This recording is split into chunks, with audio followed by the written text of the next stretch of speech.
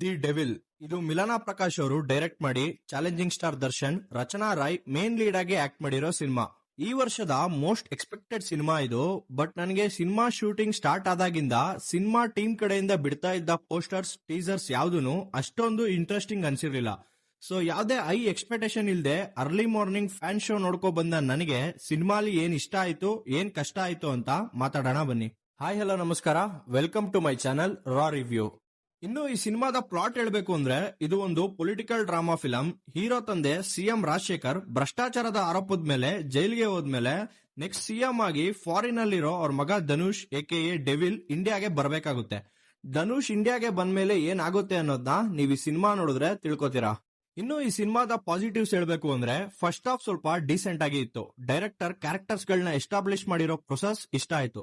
ದರ್ಶನ್ ಅವರ 2 ಕ್ಯಾರೆಕ್ಟರ್ನು ಒಂದೊಂದು ಎಪಿಸೋಡ್ ಆಗಿ ದಿ ಡೆವಿಲ್ ಮತ್ತೆ ಕೃಷ್ಣ ಅಂತ ಸಪರೇಟ್ ಆಗಿ ಕ್ಯಾರೆಕ್ಟರ್ಸ್ ಮೇಲೆ ನೀಟ್ ಆಗಿ ಕ್ಲಾರಿಫಿಕೇಶನ್ ಸಿಗೋ ತರ ತೋರಿಸಿದ್ದಾರೆ. ಫಸ್ಟ್ ಹಾಫ್ ಅಲ್ಲಿ ಬರೋ ಕಾಮಿಡಿ ಸೀಕ್ವೆನ್ಸ್ ಗಳು ಕೂಡ ಇಷ್ಟ ಆಯ್ತು. ಇಂಟರ್ವಲ್ ಬ್ಲಾಕ್ ಇಂಟ್ರೆಸ್ಟಿಂಗ್ ಆಗಿದೆ. ಇನ್ನು ಕ್ಯಾರೆಕ್ಟರ್ಸ್ ಗಳ ಪರ್ಫಾರ್ಮೆನ್ಸ್ ಬಗ್ಗೆ ಹೇಳ್ಬೇಕು ಅಂದ್ರೆ ದರ್ಶನ್ ಅವ್ರದ್ದು ಈ ಸಿನಿಮಾದಲ್ಲಿ ಡಬಲ್ ಶೇಡ್ ಇದೆ. ದಿ ಡೆವಿಲ್ ಅನ್ನೋ ಕ್ಯಾರೆಕ್ಟರ್ ನ ಆ ಟೈಟಲ್ ಗೆ ಸೂಟ್ ಆಗೋ ತರ ಫುಲ್ ಸ್ವಾಗ್ ಅಲ್ಲಿ ಒಬ್ಬ ರೋಗ್ ಫೀಲ್ ಅಲ್ಲಿ ನೀಟ್ ಆಗಿ ನಿಭಾಯಿಸಿದ್ದಾರೆ. ಇನ್ನು ಕೃಷ್ಣ ಅನ್ನೋ ಕ್ಯಾರೆಕ್ಟರ್ ಪಾರ್ಟ್ ಅಲ್ಲಿ ಒಬ್ಬ ಡೀಸೆಂಟ್ ಲವರ್ ಬಾಯ್ ಆಗಿ ಕಾಮಿಡಿಯನ್ ಆಗಿ ಚೆನ್ನಾಗಿ ಆಕ್ಟ್ ಮಾಡಿದ್ದಾರೆ. ಓವರ್ ಆಲ್ ಸಿನಿಮಾಲಿ ಅವರ ಸ್ಕ್ರೀನ್ ಪ್ರೆಸೆನ್ಸ್ ತುಂಬಾನೇ ಚೆನ್ನಾಗಿದೆ. ಫ್ಯಾನ್ಸ್ ಸ್ಟಫ್ ಅಂತೂ ತುಂಬಾನೇ ಇದೆ. ಫ್ಯಾನ್ಸ್ ಗಳಿಗೆ ಒಳ್ಳೆ ಮಜಾ ಸಿಗುತ್ತೆ. ಇನ್ನು ಹೀರೋಯಿನ್ ಆಗಿ ಕಾಣಿಸ್ಕೊಂಡಿರೋ ರಚನಾ ಅವ್ರದ್ದು ಇದು ಮೊದಲನೇ ಸಿನಿಮಾ ಆಗಿದ್ರು ಅವ್ರಿಗೆ ಕೊಟ್ಟಿರೋ ಪಾತ್ರನ ನೀಟ್ ಆಗಿ ನಿಭಾಯಿಸಿದ್ದಾರೆ. ಮಿಕ್ಕಿದ ಸಪೋರ್ಟಿಂಗ್ ಕ್ಯಾರೆಕ್ಟರ್ಸ್ ಗಳಾಗಿ ಕಾಣಿಸ್ಕೊಂಡಿರೋ ಅಚ್ಯುತ್ ಕುಮಾರ್, ಹುಲಿ ಕಾರ್ತಿಕ್, ವಿನಯ್ ಗೌಡ, ಗಿಲ್ಲಿ ನಟ ಅವರ ಪರ್ಫಾರ್ಮೆನ್ಸ್ ಚೆನ್ನಾಗಿತ್ತು. ಕಾಂತರಾಜು ಅವರು ಬರೆದಿರೋ ಡೈಲಾಗ್ಸ್ ಗಳು ಸ್ವಲ್ಪ ಕಿಕ್ ಕೊಡ್ತು. ಇನ್ನು ಈ ಮೂವಿಲಿರೋ ನೆಗೆಟಿವ್ಸ್ ಹೇಳ್ಬೇಕು ಅಂದ್ರೆ ಕಂಟೆಂಟ್ ಅಲ್ಲಿ ಏನು ಫ್ರೆಶ್ನೆಸ್ ಇಲ್ಲ ಅನಿಸ್ತು. ಸೆಕೆಂಡ್ ಹಾಫ್ ನ ಸ್ಕ್ರೀನ್ ಪ್ಲೇ ಮೇಲೆ ಪ್ರಾಪರ್ ಆಗಿ ವರ್ಕ್ ಮಾಡಬೇಕಿತ್ತು. ಸಿನಿಮಾದ ರನ್ ಟೈಮಿಂಗ್ ತುಂಬಾನೇ ಜಾಸ್ತಿ ಆಯ್ತು. 2 hours 49 minutes. ಸಿನಿಮಾ ಯಾವಾಗ ಮುಗೀತೋ ಅನ್ಸೋ ತರ ಫೀಲ್ ಆಯ್ತು. ಕ್ಲೈಮ್ಯಾಕ್ಸ್ ಕೂಡ ಅಷ್ಟು ಇಂಟ್ರೆಸ್ಟಿಂಗ್ ಅನ್ನಿಸ್ಲಿಲ್ಲ.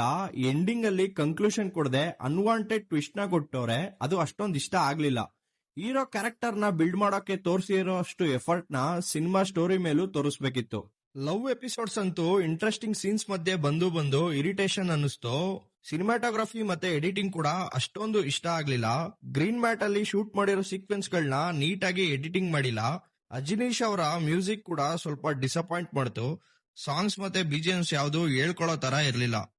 ಇಷ್ಟು ಈ ಸಿನಿಮಾ ನೋಡಿದ್ಮೇಲೆ ನನಗನ್ಸಿದ್ದು ಆವರೇಜ್ ಮೂವಿ. ಒಂದ್ಸಲಿ ದರ್ಶನ್ ಅವ್ರಿಗೋಸ್ಕರ ಅಂತ ನೋಡ್ಬೋದು. ನೀವೇನಾದ್ರೂ ಈ ಸಿನಿಮಾ ನೋಡಿದ್ರೆ ನಿಮ್ಗೇನ್ ಅನ್ನಿಸ್ತು ಅಂತ ಕಮೆಂಟ್ ಮಾಡಿ. ಈ ವಿಡಿಯೋ ಇಷ್ಟ ಆಗಿದ್ರೆ ಲೈಕ್ ಮಾಡಿ, ಶೇರ್ ಮಾಡಿ, ಸಬ್ಸ್ಕ್ರೈಬ್ ಮಾಡ್ಕೊಂಡು ಸಪೋರ್ಟ್ ಮಾಡಿ. Thank you.